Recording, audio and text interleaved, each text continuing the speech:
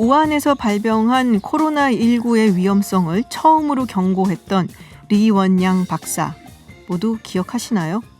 지난해 12월 30일 리원양 박사는 동료 의사 7명에게 화난수산시장에서 중증 급성 호흡기 증후군, 즉 사스 환자가 나왔다는 온라인 메시지를 보내면서 신종 코로나 바이러스의 발병을 제기했습니다. 이후 리 박사는 파출소에 불려가 허위사실 유포로 경고를 받았죠. 반성문이라 할 수 있는 훈계서를 쓰고 풀려난 뒤 병원으로 복귀한 그는 계속 환자들을 치료하다 자신도 코로나19에 감염되어 결국 사망했습니다. 중국 국민들이 그의 죽음을 애도하고 공안과 중국 정부를 비판하는 것이 계속되자 중국 정부는 당시 상황을 재조사하는 과정을 가졌고 어제 감찰위는 당시 공안파출소에서 불규칙한 법 집행에 따른 부적절한 지시가 있었다며 리원양 박사에게 내려졌던 견책을 취소했다고 합니다. 하지만 여전히 그가 사실 확인을 하지 않은 채 정보를 퍼뜨렸고 실제로 그의 말은 사실과 달랐다며 리 박사의 코로나19에 대한 초기 진단에 대해서는 부인했습니다. 국가 공동체를 위해 의로운 말과 행동을 하다 숨져간 사람들을 위해 국가가 해줄 수 있는 것은 한 가지입니다. 기억해주기. 중국 공안과 정부는 리원양 박사를 기억해주는 것을 거부했는지 모르지만 웨이보의 반응을 보니 중국 국민들은 그를 정의로운 의사로 기억하기로 결심한 것 같습니다. 네, 여론조사계 훈남 3인방과 함께합니다. 이택수 리얼미터 대표, 윤희웅 오피니언 라이브 여론분석센터장, 배종찬 인사이트K 연구소장 나오셨습니다. 어서 오세요. 안녕하십니까. 네, 안녕하십니까. 우리 코너 이름이 여론도사들인데 네네. 윤희웅 센터장이 여론독사들 하면 어떠냐라고 이야기하던데. 그런 이미지 좋아하세요? 밋밋한 것 같아가지고요. 아, 좀 세게 나가보자. 우리도 코너를 좀 살려보자. 뭐 이런 반응이신 것 같은데 한번 제가 얘기는 해볼게요. 저희 제작진한테 여론 독사들 뭐 원하면 뭐 해드릴 수도 있다라는 반응이 지금 왔는데, 자 일단 국정 지지율 조금 살펴보도록 하겠습니다. 이택수 대표님 네. 어떻습니까?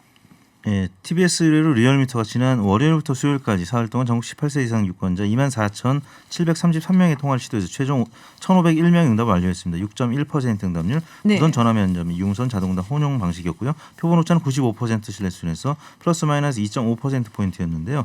3월 3주차 국정수행평가입니다.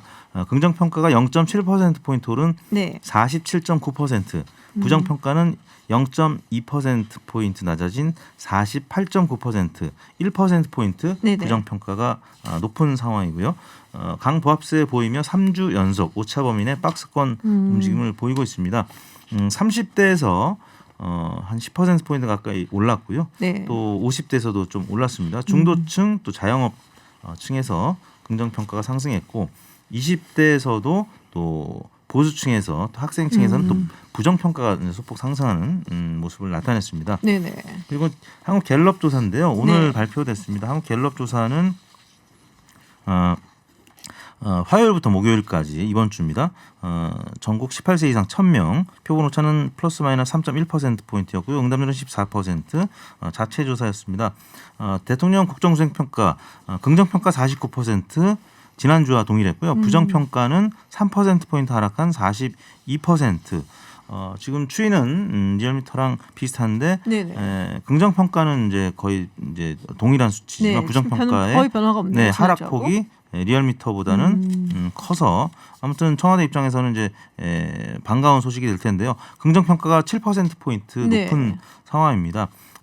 긍정평가자에게 그 이유를 물어본 결과는 신종 코로나 대처를 잘했다는 의견이 54%였는데 이 수치가 계속 지금 3주 연속 오르고 있는데요. 30%의 긍정평가였던 게 37%, 그다음에 54%까지 코로나 대처를 잘한다 이런 의견이 높아지고 있습니다. 근데 그게 있더라고요. 정당 지지율도 조사를 하셨잖아요. 근데 정당 지지율에서 통합당이 굉장히 많이 올랐다고. 네. 그 리얼미터 조사인데요. 미래통합당이 35.1%로 3%포인트 올랐는데 최고치 아닌가요, 거의? 그렇죠. 월요일부터 수요일까지 조사한 내용인데요. 근데 반면에 이제 화요일부터 목요일까지 조사된 한국 갤럽 조사는 크게 변함은 없었습니다. 약간의 소폭 변화했는데 민주당 지지율은 지금 갤럽이나 리얼미터나 지금 38% 뭐 40%로 지금 30% 후반 혹은 40% 선을 기록하고 있는데 미래통합당은 이제 갤럽이 좀 낮은 편이죠. 네네. 리얼미터에서는 이제 많이 올랐는데 주초에는 미래한국당과의 갈등이 이제 본격화되기 전이었었고요. 근데 이제 주중으로 갈수록 미래한국당, 미래통합당의 지지율은 조금 약세를 보일 수밖에 없는 상황이었는데 갤럽은 주중에 이제 걸쳐서 조사하다 보니까 네네. 좀 상승하지 못했고요. 반면에 미래통합당 리얼미터 조사는 주초에 많이 올랐다가 지금 주 후반에 리얼미터 조사도 좀 약세를 보이고 있는데 이건 정확한 주간 집계는 다음 주 월요일 날 소개를 또 해드릴 수 있을 것 사실 같습니다. 그건 있는 것 같아요. 지금 갤럽 같은 경우는 무당층이 굉장히 높거든요. 그렇죠. 네, 그래서 저도 말씀드렸습니다만은 두 조사는 조사 방법이 다르기 때문에 때문에 같은 조사 기간의 추세를 보는 것이 필요하고 또 김 박사께서 말씀 주셨던 대로 무당층이 이제 28%인데 이거는 정말 순수하게 이거는 제 추정 분석입니다. 그런데 무당층이 많을 때는 이 중에 샤이 보수가 포함이 되어 그렇죠. 있거든요. 그래서 대략 절반을 뽑아서 대조해 보면 거의 사실은 비슷합니다. 근데 이걸 일반화할 수는 없기 때문에 제가 이제 개인 의견이라는 전제로 말씀드렸는데 이렇게 추세를 보면 사실은 거의 크게 다르지는 않다라는 것. 네. 네, 그렇군요. 자, 지금 뭐 코로나19 때문에 여러 가지로 경제적인 대책들이 많이 나오고 있습니다. 그중에 많은 사람들이 또 관심을 갖고 있는 부분이 재난기본소득이에요. 이 재난기본소득. 뭐 찬반 의견이 많은 것 같은데 일단 이 부분에 대해서도 여론조사를 좀 해보신 걸로 제가 알고 있는데요. 네. 네, 결과가 어떻게 나왔나요? 네, YTN 의뢰로 리얼미터가 지난 13일 날 조사한 내용인데 전국 18세 이상 유권자 505명을 대상으로 했고 표본 오차는 플러스 마이너스 4.4%포인트였습니다. 재난 기본 소득에 대해서 네. 찬성한다는 의견이 48.6%로 반대 의견 34.3%보다 15%포인트가량 찬성 의견이 높게 나타났습니다. 반면에 이제 조원 C&I가 헤럴드 네. 경제 의뢰로 조사한 바에 따르면 이곳은 반대 의견이 한 15% 가량. 그러니까 반대로. 완전히 반대네요. 근데 문항 워딩을 보니까 네네. 지금 이제 리얼미터는 기본 재난 기본 소득제를 도입하는 데 대해서 어떻게 생각하느냐 이렇게 그냥 딱 간단하게 그것만 물었는데요. 물어보셨어요? 헤럴드 경제 조원 C&I 조사는 워딩이 재난 기본 소득 제에 대해서 물었는데 재난 극복 및 경기 부양을 목적으로 국민 모두에게 일정 금액을 지급하는 이 설명을 수식어가 해서 들었습니다. 붙었군요. 그래서 네. 국민 모두에게 일정 금액을 지급한다는 부분에 대해서 좀 부담을 갖게 되는 보수층이 좀 있었을 것 같고요. 이거 진짜 재밌는 케이스인 거예요. 똑같은 네네. 질문인데 네. 워딩을 어떻게 하냐에 따라서 이게 완전히 이거 다른 결과가 나온 제가 좀 거잖아요. 설명을 드릴게요. 네. 그래서 이건 우리가 왜냐하면 자꾸만 설문을 왜 그렇게 했냐고 자꾸 물어보시려고 그러는데 그러니까 설문이 어떻게 갔을 때 어떤 결과가 나오는가를 보는 거는 상당히 설문조사에서 중요합니다. 네. 근데 지금 이 이슈는 사실 쉽게 이해할 수 있는 개념은 아니거든요. 그러니까 리얼미터의 조사는 지금 경기 부양 쪽에 초점을 맞춘 겁니다. 사실 그 목적도 있거든요. 그렇다면 그렇게 될 때는 이런 의견이 나오는 것이고 그다음에 조원 C&I 조사를 보면은 모두에게 일정한 금액을 줘버린다. 네. 이런 사실 보편적인 조치거든요. 그러니까 돈을 준다라는 그렇죠. 게 좀 더 좀 방점시킨 거죠. 재난기본소득을 선별적으로 처리해야 되냐 보편적으로 처리해야 되냐 이 개념을 사실 우리가 알아보기 위해서는 두 조사가 다 필요한 거죠. 우리 한 말씀도 안 하신 윤희우 네. 센터장님 미안합니다. 지금 말씀하신 네. 이제 지금 리얼미터가 이제 그 전에도 조사를 했었어요. 네네. 저는 이제 그것을 좀 주목해 봐야 된다고 생각하는데 3월 초에 이제 유사하게 이 재난 기본소득에 대해서 물어봤는데 결과가 찬성은 더 올라가고 반대는 줄어드는 결과가 나왔거든요. 방금 이제 소개한 결과를 보자면은 그것은 이제 동일한 이제 방식으로 진행이 된 상황인데 유권자들 국민들이 이 재난 기본 소득에 대해서 초반에 비해서는 어쨌든 이해가 좀 넓어지거나 또는 수용도가 더 높아졌다는 것을 의미한다고 보여요. 그러니까 최근에 이 코로나19로 인해서 어쨌든 긴급하게 자금이 필요하신 분들도 실제적으로 많아졌고 그렇죠. 또 이것을 통해 가지고 침체된 소비를 어쨌든 키워서 경기 활성화 등 필요성에 대한 인식도 높아지고 또 외국에서 진행이 된 상황도 보도가 되고 그러면서 이제 필요성에 대한 여론이 저는 좀 우호적으로 바뀐 측면이 있겠고 어쨌든 이것이 뭐 이따 선거 얘기하시겠습니다마는 지금 코로나19 상황이긴 합니다마는 그 안에서의 또 주요한 이슈 중에 하나로 선거의 쟁점으로 이것이 진행될 가능성이 지금 상당히 좀 높아진 것 아니냐 이렇게 보고 있습니다. 그러니까 리얼미터 조사만 놓고 보면은 두 직업 계층의 미묘한 움직임을 볼 수가 있거든요. 시차를 달리해서. 그래서 이제 자영업 같은 경우에도 또 20대의 경우에도 이전 조사 첫 번째 조사를 보면은 기본소득에 대해서 조금 약간 부정적이에요. 왜냐하면 이걸 네네. 왜 보편적으로 깔아주느냐. 우리에게 더 많이 줘야 되지. 근데 이제 정부에서 50조 규모의 대책도 발표되면서 어디 쪽으로 돈맥 경화가 안 걸리게 흘러간다라는 구체적인 좀 설명이 있었거든요. 그러면서 반응이 조금 달라지는 결과로도 나오는 것이죠. 또 상황이 계속 길어지면서 네. 장기전으로 돼가니까 이거에 대해서 좀 실질적으로 필요하겠다라고 생각들을 네. 바꾸는 경향도 있지 않을까라고. 동일한 문항으로 네. 물었을 때 찬성 의견이 높아지고 반대 의견은 줄어들었는데 다만 이제 헤럴드 경제, 조원 C&I 조사나 또 다른 조사도 100만 원이라고 명시한 조사도 있었어요. 네네. 그렇게 모든 국민에게 혹은 뭐 100만 원이라고 명시해서 조사했을 때는 또 부정 평가가 높았거든요. 네. 그러니까 모든 국민에게 혹은 또 이 100만 원이라고 명시했을 때 좀 그 부담감 이런 것 때문에 결국 금액에 대해서 어느 정도 국민들의 합의가 이루어져야 되지 않겠느냐 아니면 뭐 선택적으로 어느 정도 범위까지 줄지 이런 부분에 합의가 있어야 될 것 같다는 생각이 듭니다. 사실 그게 굉장히 많이 쓰이는 사례 중에 하나잖아요. 여론조사할 때. 그러니까 가난한 사람들을 도와주는 것에 대해서 어떻게 생각합니까? 뭐 정부가 그러면은 굉장히 높게 나오는데 사회보장제도를 확충해서 가난한 사람들에게 돈을 주는 것에 대해서 어떻게 생각합니까? 하면은 반대가 또 이렇게 좀 그렇죠. 많이 나오는 그러니까 뭐랄까 이거를 이렇게 어떻게 물어보느냐에 따라서 조금씩 달라질 수는 있다. 그렇기 때문에 트렌드가 사실은 중요하다 네네. 이렇게 얘기를 할 수가 있겠죠. 네, 선거 이야기를 그럼 조금 해보도록 하겠습니다. 지금 뭐 여야 모두 그 비례정당 때문에 시끌시끌합니다. 자, 비례정당에 대한 지지는 어떻게 나오는지 이걸 따로 네. 내서 조사를 하신 거죠? 질문을. 그 아까 조사랑 같은 조사입니다. 네네. 네, 문항을 그러니까 따로 해서. 따로 네. 이제 한 건데요. 그냥 정당 지지율이 아니라. 네네. 네. 정당 지지도를 물어보고 그다음에 비례대표 정당 투표와 네네. 관련해서 물었는데 민주당이 주도하는 비례연합정당 그리고 미래한국당, 국민의당, 정의당, 친박신당, 민생당, 공화당 이렇게 구도가 돼 있었고요. 네네. 열린민주당은 지난주 주말에 저희가 이 문항을 확정했는데 그때까지는 비례연합정당에 네. 참여할지 아니면 독립적으로 할지가 결정이 되지 않았었기 때문에 이번엔 묶어서 조사했고요. 다음 주부터 이제 분리시켜 조사할 예정인데요. 그러다 보니까 전체 정당 지지가 크게 다름없이 37.8%의 비례연합정당 지지율이 나왔고요. 그다음에 미래한국당이 30.7%로 35.1%의 일반 지지율보다 이제 좀 낮게 나타났습니다. 그러네요. 그다음에 국민의당이 5.7, 정의당 5.3. 이 두 정당은 일반 지지율보다 높게 나타났고요. 나오고. 또 친박신당도 2.2%로 높게 나타났습니다. 민생당 1.8%, 공화당 1.3%, 민중당 1.3%로 나타났고요. 무당층이 10.8%인데 무당층을 제외한 전체를 모집단으로 하면 전체 지지율은 조금 상승할 가능성이 있는 근데 거죠. 약간 그렇게 보이는 것 같긴 해요. 이 비례정당에 대해서 물어봤을 때 거대 두 당이 살짝 내려가고 네. 이제 보통의 정당 지지율보다 이 이제 약간은 좀 작은 정당이라 할 수 있는 정의당이나 국민의당은 지지율이 좀 더 올라가는 비례에서는 그럼 이 당들을 찍어주겠다라는 사람들이 네. 확실히 좀 더 있는 거는 보이네요. 그러니까 비례에서는 사표가 되지 않으니까요. 네네. 어쨌든 내 표가 누군가의 당선에 기여하기를 바라는 것은 많은 유권자들이 이제 갖고 있는 생각일 텐데 네. 그럼 지역에서의 후보는 어쨌든 당선 가능성 높은 거대 정당의 후보에게 투표하는 심리가 작동하고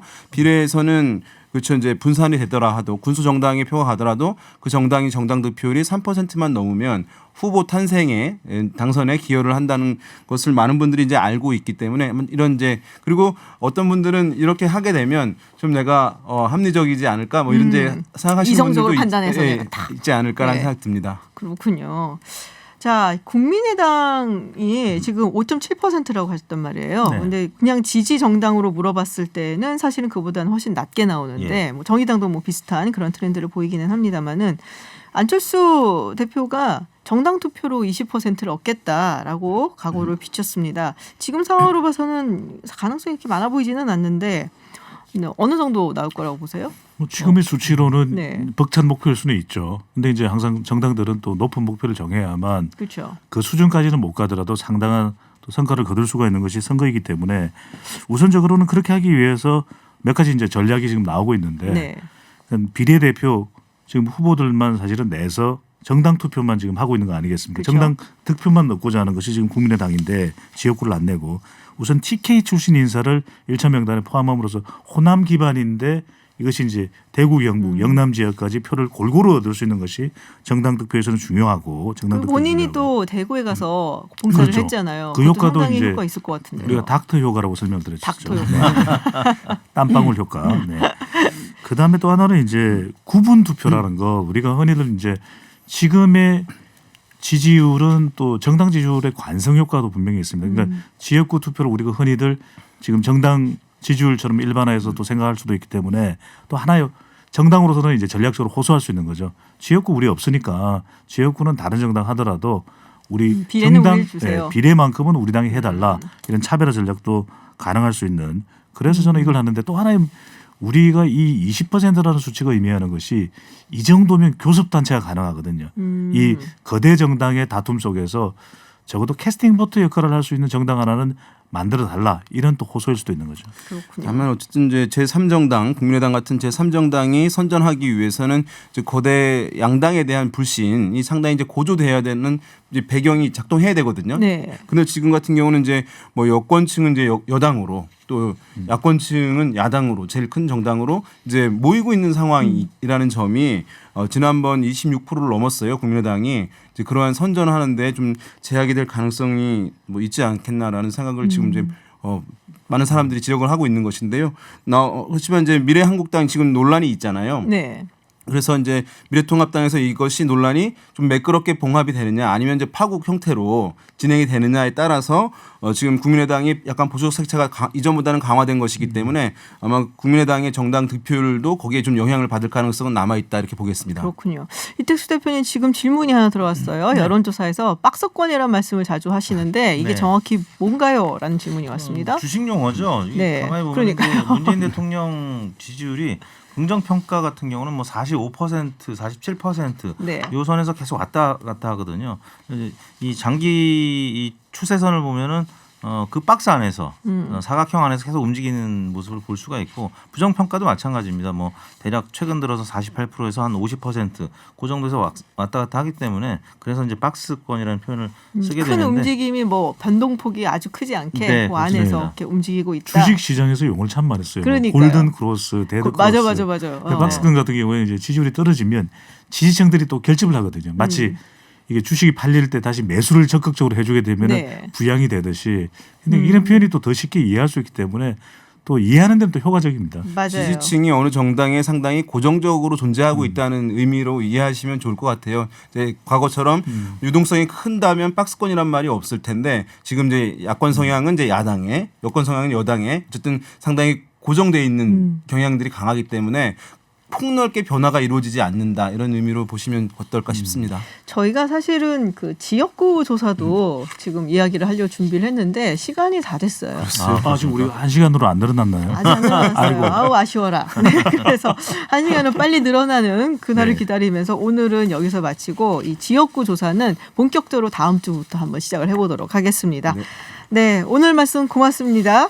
네, 감사합니다. 감사합니다. 네, 지금까지 윤희웅 오피니언 라이브 여론분석센터장 그리고 배종찬 인사이트K 연구소장 이택수 리얼미터 대표였습니다. 이탈리아의 코로나19 누적 사망자 수가 19일 기준으로 3,000명을 넘어서면서 중국보다 많은 사망자 수를 기록하게 됐습니다. 이탈리아 상황이 갈수록 심각해지는 가운데 오늘 오후 우리 정부가 이탈리아 교민들을 위해서 전세기 2대를 투입하겠다고 밝혔는데요. 그쪽 분위기는 어떤지 북부 지역 롬바르디아주에 거주 중인 최지수님을 연결해서 이야기 들어보겠습니다. 안녕하세요.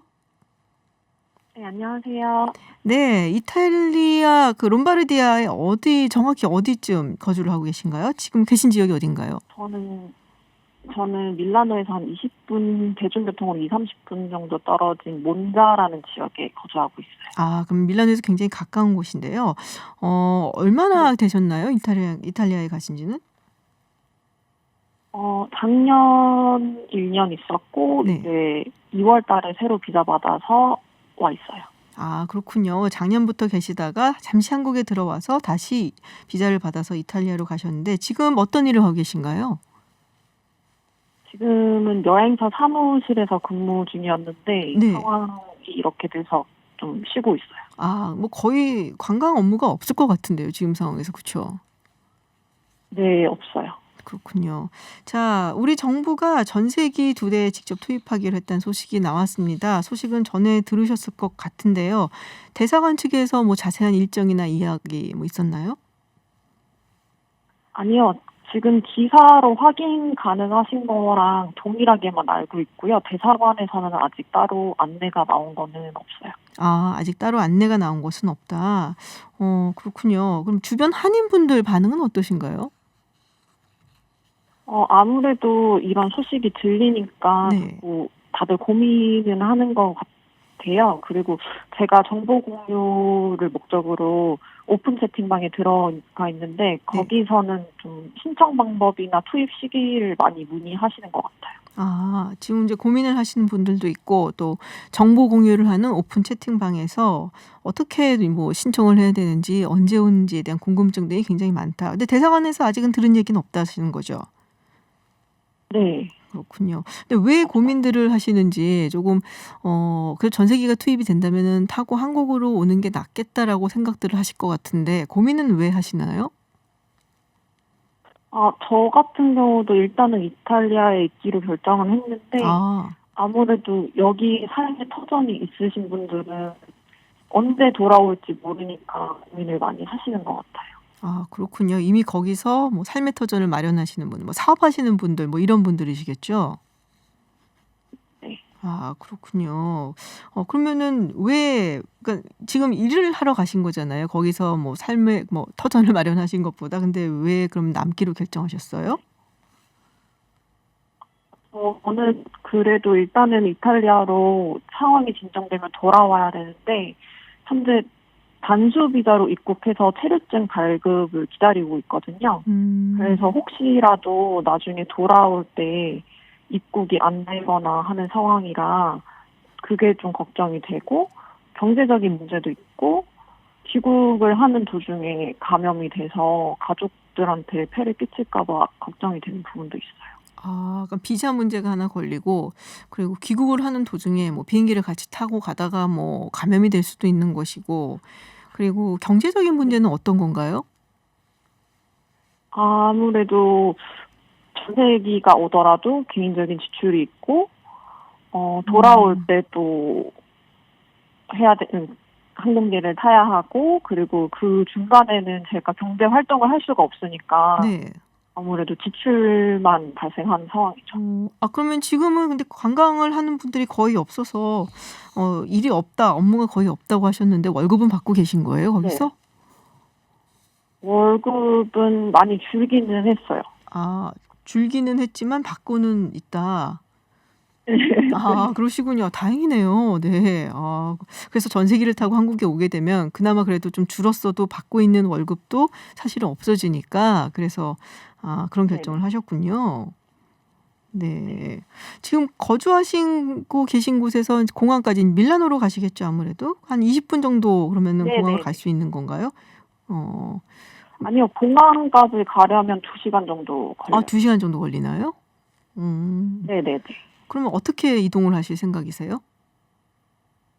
어떻게 잘 안 들려서 다시 한번 네네. 어떻게 이동을 하실 생각이세요? 공항까지? 공항을 이동하게 되면 공항까지, 예. 어떻게 가실 생각이신지. 차나 뭐 이런 게 끊기지 않았을까 일단 해서. 아니요, 지역 기차는 다니는 걸로 알고 있는데 일단 네네. 제가 사는 곳에서 밀라노로 기차를 타고 밀라노에서 공항까지 1시간 정도 걸리거든요. 아, 그래서 총 소요 시간이 2시간 정도 그렇군요. 써야 돼요. 그럼 전세기를 타시려는 분들이 그래도 지역 기차가 움직이고 있기 때문에 그런 거를 이용해서 공항까지는 갈 수 있을 것이다 라는 말씀이신데 현지 이야기를 좀 여쭤볼게요. 지금 뭐 뉴스 나오는 걸 제가 봐도 그렇고 일단은 마스크를 쓰는 것이 그렇게 일상화되어 있지 않아서 안 쓰는 사람도 많고 또 젊은이들은 거리를 아직도 많이 다니고 있다. 뭐 이런 얘기도 있어요. 진짜 그렇습니까? 2월 말 정도까지만 해도 마스크를 많이 안 쓰는 분위기였는데 이게 지역 감염이 시작되면서부터는 많이 쓰고 있고요. 만약에 마스크를 못 구한다 해도 코나 입을 가리는 분들은 되게 많아요. 아, 그렇군요. 그리고 네.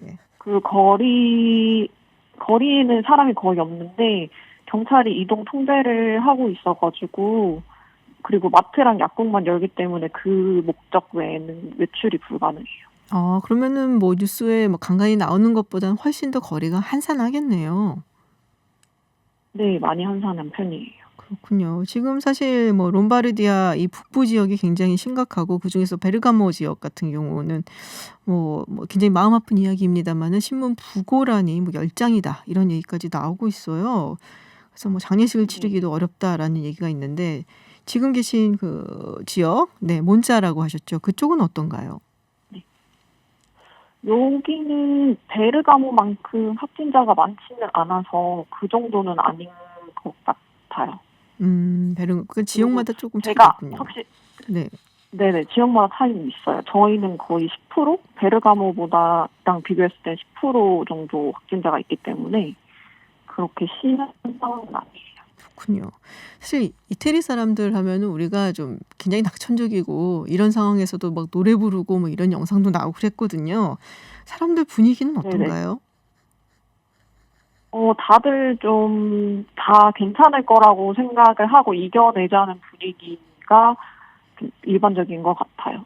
지나갈 거다, 괜찮아질 거다 이렇게 많이 생각하는 것 같아요. 그렇군요. 사실 한국 사람들은 이렇게 좀 급한 성격이 있다라고들 하는데 어떠세요? 그런 모습들 보면. 가끔은 답답하죠. 좀 답답한 때도 있다. 네, 그래도 요즘에는 그 사회적 거리도 많이 지키고 주의하는 모습이 보여서 그러는 와중에도 밝은 모습을 유지하는 거는 좀 배울 만하다고 생각이 들어요. 그렇군요. 식료품 사재기 뭐 이런 거는 없나요? 저는 경험한 적이 없어요. 그렇군요. 참 뭐 말씀하셨던 것처럼 한국인이 보기에 좀 답답해 보이기도 하는데 그런 성격 때문에 또 이겨내나 보다라는 생각도 저도 좀 듭니다. 네, 최지수님, 한국에 일단 오지는 않겠다라고 결심을 하셨는데 이탈리아에서 건강에 지나갈 때까지 몸 건강히 잘 계실 수 있기를 기원하겠습니다. 오늘 말씀 고맙습니다. 네, 감사합니다. 네, 지금까지 이탈리아 롬바르디아에 거주 중인 최지수님과 이야기 나눴습니다. 네, 해외 뉴스 알아보는 시간입니다. 전준 캐스터와 함께합니다. 어서 오세요. 네, 안녕하세요. 네, 지난번에 저희가 베이징, 이제 중국 베이징시가 그 자국 항공사를 인근 도시, 서도 공항이 아니라 네. 인근 도시로 착륙시킨다 얘기를 했는데 이게 확대가 됐다면서요. 그렇습니다. 그래서 오늘 이제 착륙 정책을 외항사로도 전면 확대해서 실시한다라고 네. 통지를 한 건데요. 그래서 대한항공은 23일부터 칭다오 공항을 경유를 해야 되고요. 아시아나항공은 26일부터 다롄 공항을 경유해야 됩니다.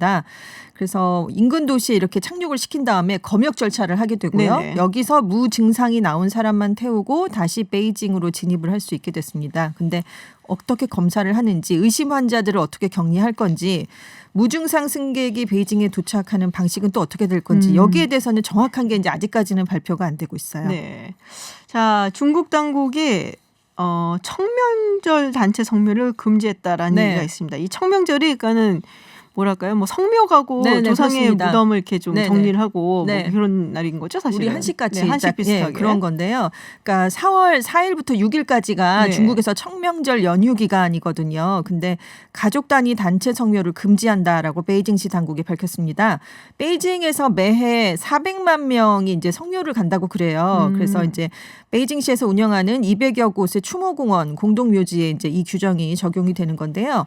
단체로 가는 대신에 당국이 제공하는 온라인 플랫폼을 통해서 온라인 성묘를 일단 권장을 하기로 했습니다. 네. 그리고 꼭 방문을 하고 싶은 사람들은 반드시 사전 신청을 해야 이제 들어갈 수가 있는 건데요. 그래서 베이징의 사회건설과 민정에 있는 SNS 계정을 통해서 선착순으로 예약을 해야 된다고 합니다. 그래서 QR 코드를 발급받아야 이제 입장을 할 때 이걸 이제 제시해서 중국은 QR 코드에 나간 것 같아요.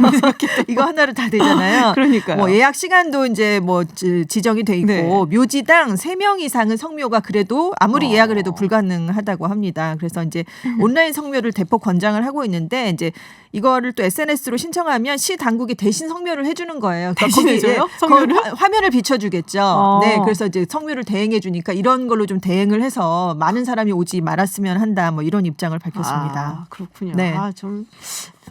참 기술이 발달하긴 했다라는 생각이 들면서 네. 예, 약간은 뭐 재밌기도 하고 성묘를 온라인으로 한다. 네. 네, 미국 이야기를 좀 해보겠습니다. 미국이 점점 심각해지고 있습니다. 환자가 10,000여 명을 넘었고 이게 세계에서 6번째로 많은 확진자가 발생을 한 건데 네, 그렇습니다. 이러면서 지금 여태까지는 입국 제한을 많이 했었잖아요. 네네. 이제 나가는 것도 지금은 그렇습니다. 하지 말라는 식으로 얘기가 나오고 있어요. 그렇습니다. 이제 해외로 나가는 미국인한테 권고하는 여행 경보를 이제 최고 등급인 4단계 여행 금지로 격상을 시킨 거예요. 그래서 나가지 말아야 되는 국가를 전 세계 모든 국가로 적용을 하면서 대폭 확대를 시켰습니다. 지난주에 3단계 여행 경보인 여행 재고를 적용을 했었거든요. 근데 이제 일주일이 지나니까 아예 최고 등급으로 올려버린 거죠. 그래서 지금 모든 해외 여행을 피하고 이제 해외에 이제 미국인이 있을 거 아닙니까? 그래서 네. 무기한으로 머물 준비가 돼 있지 않으면 즉시 돌아올 준비를 해야 된다 이렇게 얘기를 했어요. 그리고 한 번 나오면 못 들어온다 이거군요. 네, 해외에 거주하는 미국인도 모든 국제 여행을 피해야 된다. 그러니까 웬만하면 빨리 그냥 중단하고 들어와라라는 얘기죠. 그래서 지금까지 이렇게 4단계 경보가 적용된 곳이 중국, 이란, 몽골 전역 그리고 우리나라와 이탈리아의 일부 지역이었는데 이제 전 세계 모든 국가로 확대가 됐습니다. 그렇군요. 강제력이 없긴 해요. 권고안이긴 하지만 아무튼 강한 경고를 내리는 효과는 있으니까요. 네. 그렇군요. 근데 그 미국 얘기가 나온 김에 하나 더 해보자면은 우리가 이제 보통 사재기 하면은 네. 뭐 휴지를 사는 경우가 많다 그러고 네네. 뭐 외국에 그리고 우리는 뭐 햇반 이거 이런 말 하면 안 되나? 그러니까는 그 인스턴트 즉석밥, 네, 즉석밥. 그리고 네. 뭐 라면 뭐 이런 걸 네, 많이 생수. 사잖아요. 네네. 근데 미국에서 총기를 산다고 지금 그렇습니다. 총기 매출이 늘어나고 있다. 네, 우리 전례 정서상은 없이. 잘 그렇죠. 이해가 안 되는 부분이죠. 그러니까 온라인 탄약업체 한 곳이 지난 3주 동안 매출이 네. 전례 없이 늘었다 이렇게 발표를 한 어. 거예요. 그러니까 2월의 첫 세 주랑 비교를 해봤을 때 최근 지난 3주간의 거래량이 222%, 매출이 309%나 늘었다고 합니다. 어우, 굉장하죠. 특히 델라이어주가 가장 높았는데 판매가 무려 4,529%가 늘어났다고 그 그래요. 조그만 주에서요? 네, 그렇습니다. 거기로 사러 오는 건가? 그럼 다른 옆 그런 것 주에서? 같아요. 네. 어. 뉴저지주에 있는 한 총포사도 코로나19 국면에서 판매가 40% 증가한 것으로 지금 나타났는데 특히 주목할 만한 게 총을 그동안 사지 않았던 사람들이 이번에 오는 경우가 좀 눈에 띈다고 그래요. 신규 구입자가 늘어났다는 얘기네요. 그렇습니다. 왜냐하면 이제 코로나19가 확산되면서 사회적인 혼란이 이제 뭐 불안이 가중되고 그럴 수 있으니까 그렇죠.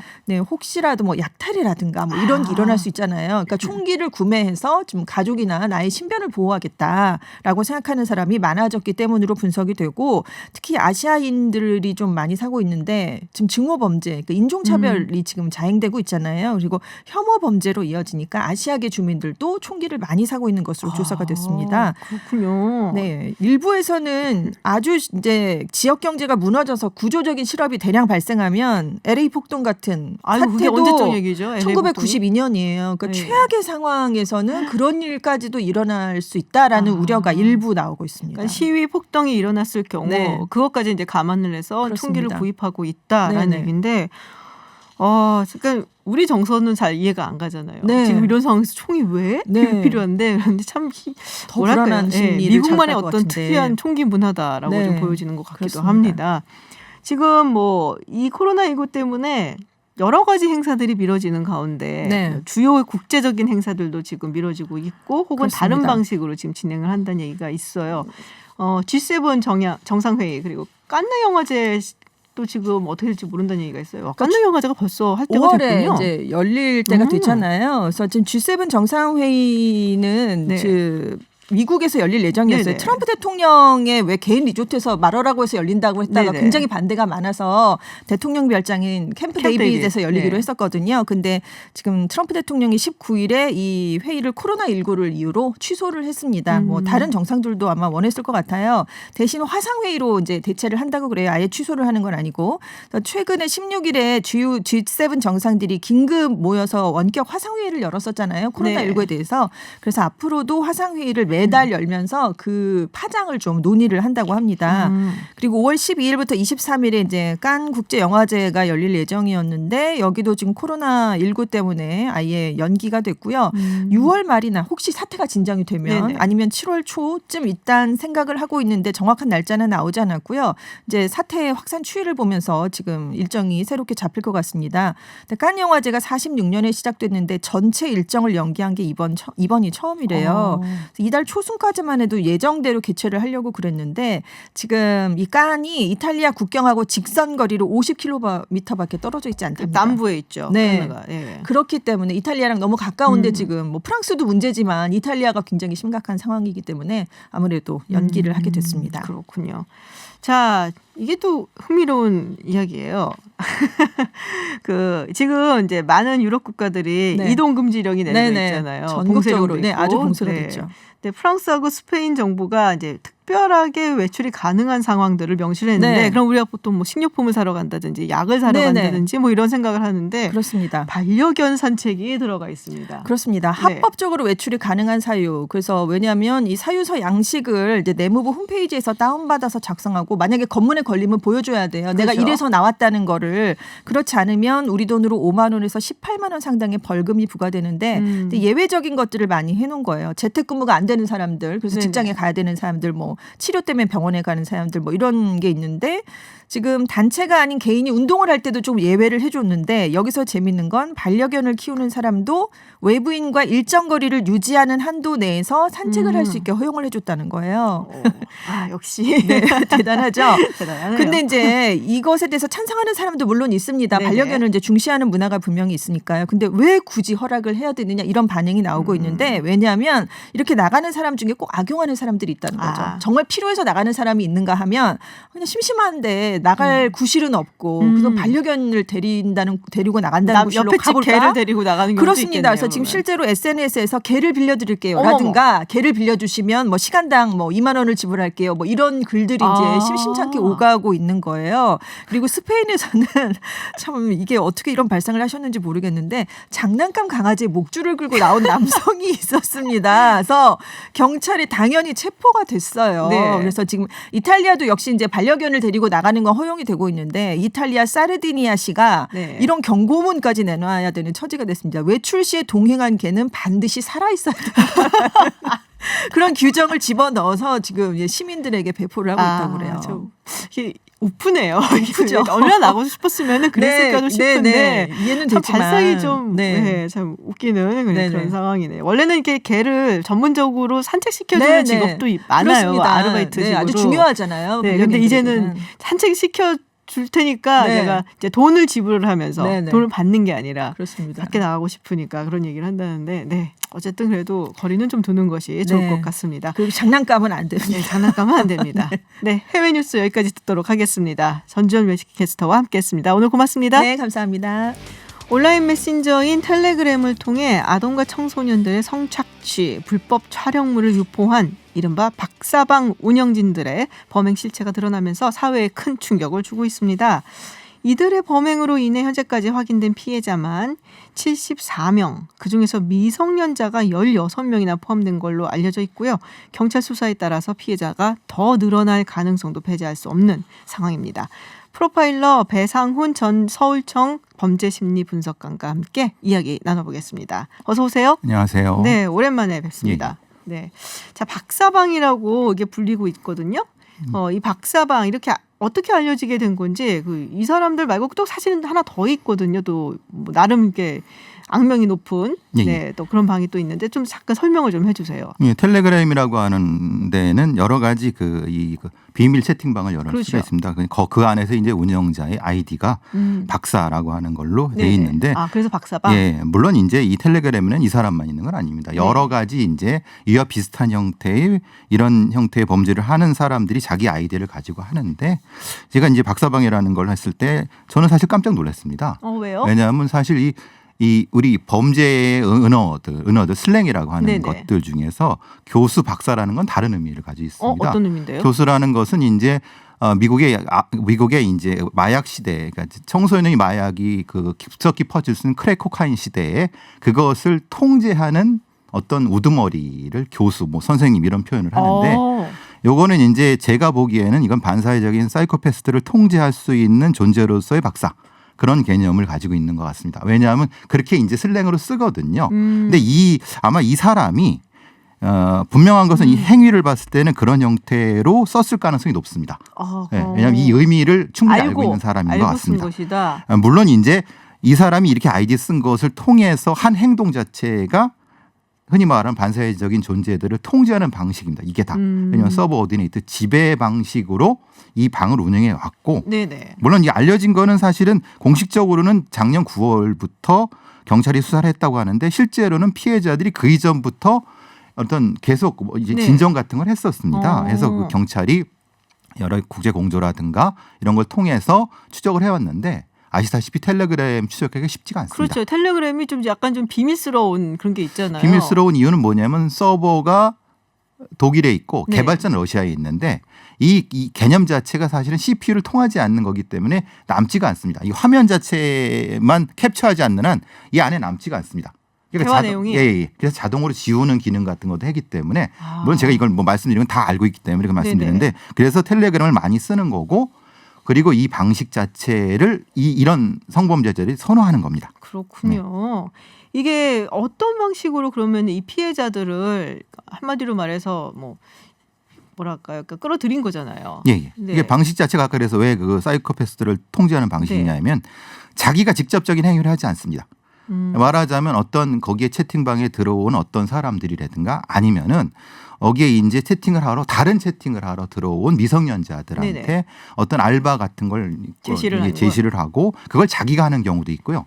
그 밑에 있는 자기의 어떤 일종의 대리인을 시켜서 하는 경우도 있고 그래서 처음에는 그걸 가지고 특정한 부위 그러니까 되게 손 같은 데 찍어서 보내라고 네네. 하고 그다음부터는 수위를 올려서 하고 그다음에 그 찍은 걸 가지고 협박을 하는 겁니다. 그러니까 네가 이제 어디 뭘 보여줬으니까 이걸 가지고 부모님한테 이럴 거야 아니면 누구한테 이걸 계속 하고 경찰 행세도 하고 그러니까 사법관리 형태의 네네. 것을 협박을 하면서 이 피해자들을 지속적으로 통제하는 방식으로 세뇌시킨 겁니다. 근데 이제 제가 이 피해자들을 탓하는 게 아니라 그러니까 손을 찍어 보내고 이런 거를 어떻게 하다가 하게 됐을까? 이게 수위를 점점 높였다는데 뭔가 이제 이유가 있으니까 수위를 높이는 사진에 응했을 거 아니에요. 처음에는 온라인 알바 그러니까 네. 일종의 이제 일종의 부분 알바 같은 네네네. 거죠. 그러니까 손 알바. 손 뭐 이런 예를 들면 네. 이런 방식으로 시작을 한 거죠.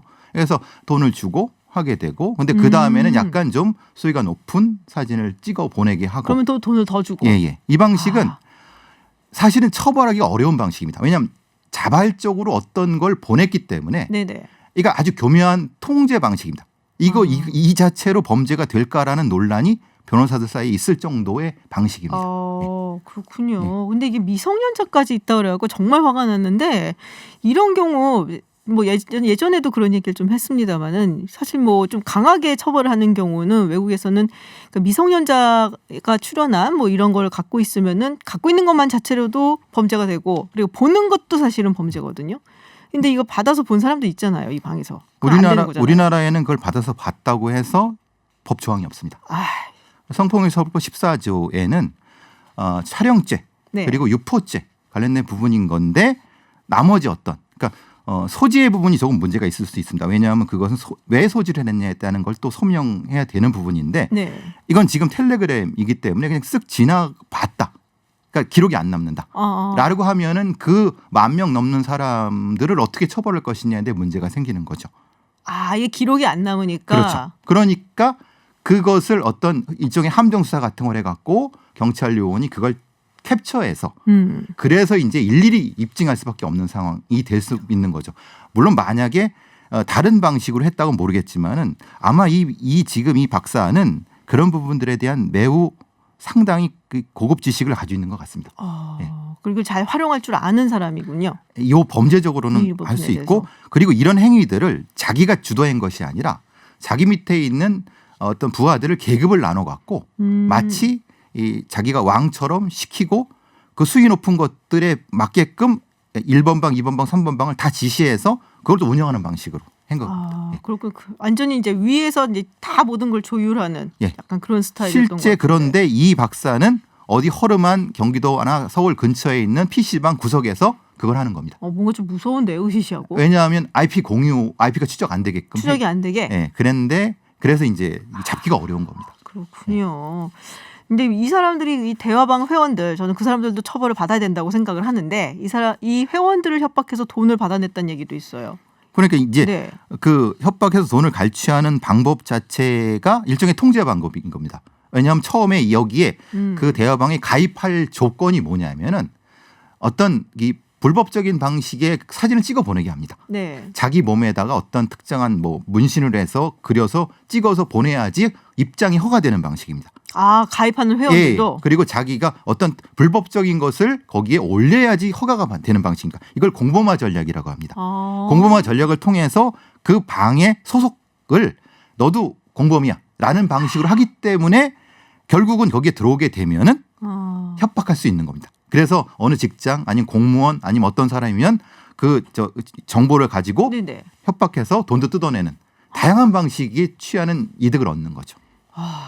그렇군요. 아, 뭔가 좀 무서운 생각이 드는데 이거 처벌 가능한가요? 근데 아까 말씀드린 것처럼 네. 우리나라의 법상으로는 이게 이제 처음에 어떤 걸 올리는 것은 자발적으로 올렸다고 문정할 겁니다. 이 변호사를 사갖고. 네네. 또 하나는 그것 자체의 기록이 남아있질 않다. 남아있지 않거나 아마 남아있어도 아주 제한적으로 남아있거나. 그러니까 그것도 자기는 자기 밑에 바로 밑에 있는 사람한테 시켰을 뿐이지 가장 밑에 있는 사람한테 시키지 않았기 때문에 이걸 조직적인 걸 그려야 되는데 그게 사실 어려울 것 같습니다. 그러니까 우리는 그런 법 체계가 결과를 가지고 처벌할 수 있는 거지 협박죄 아니면 뭐 이런 죄로 그거 자체를 하나의 연결된 것으로 처벌할 수 있는 법 구조가 아닙니다.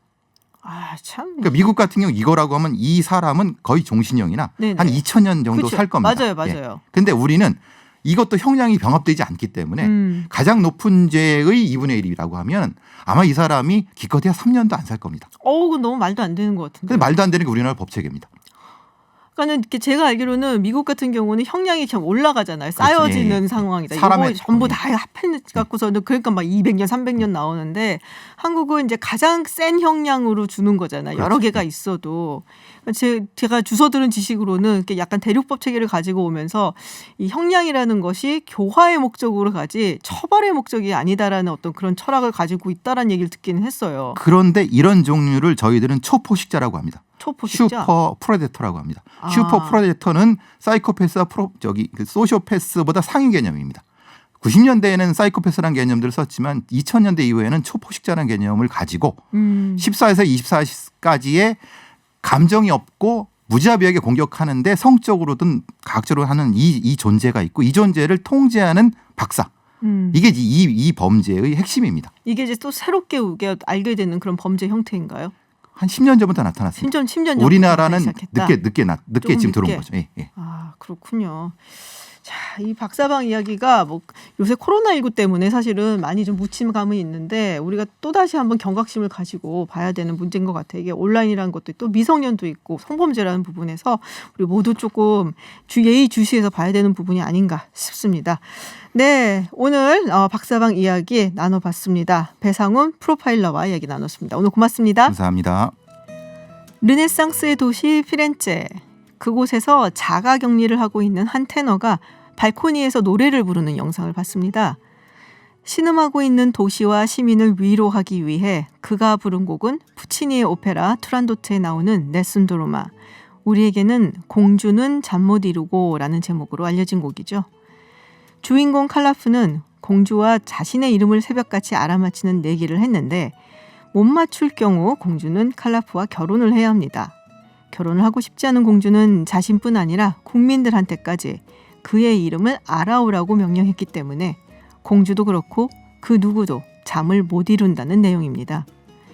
오페라 팬들이 가장 사랑하는 아리아이기도 한 이 곡의 이 한 구절이 많은 이들의 가슴을 뭉클하게 하는 것 같습니다. 밤이여 사라져라. 별들이여 떨어져라. 해가 뜨면 나는 승리할 것이다. 13년 전 별세한 세기 최고의 테너 루치아노 파바로티의 버전으로 들어보겠습니다. 네슨도로마. 저는 다음 주 월요일에 돌아오겠습니다. 지금까지 김지윤이었습니다.